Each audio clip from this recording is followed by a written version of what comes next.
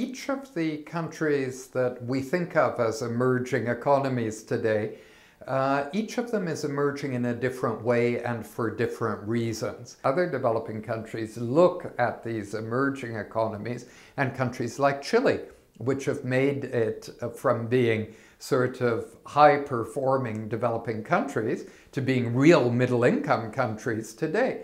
And they wonder what's so special about them. And it'd be nice if there was a simple answer, but there is no simple answer. One needs to drill down in every case. What I enjoy when I think about development, or in the case of India or Nepal, research some aspect of their development, is the specificities of the society involved. What makes that society tick, and what particular factors would be helpful in inducing development, economic development in those societies.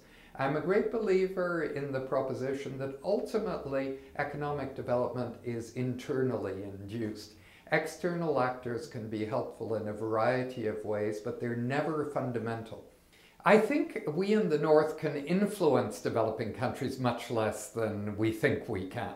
I think we can aim to support them, and I think that's a noble proposition. Many of the good ideas that wind up mattering globally and also nationally are actually developed and then incubated within universities.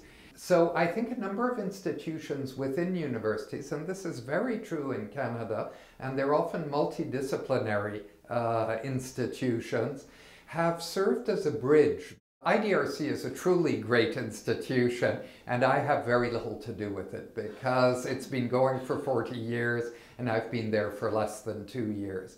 We have a wonderful board. It's a terrific group of people, a mix of Canadians and non-Canadians with a wide range of expertise and experience. If you look at us in terms of a funding pie chart, if you think our budget this year is $250 million, 30% of it will go to agriculture, food security, and environmental work. About 30% will go to health work. 20% will be spent on economic and social policy. Then we'll devote about 10% to a growing program within IDRC, Science and Technology for Development, bringing together often Canadian scholars with scholars of the developing world. But the balance between an organization that's serious about management and an outstanding board is tremendously exciting to be one cog in the larger wheel of.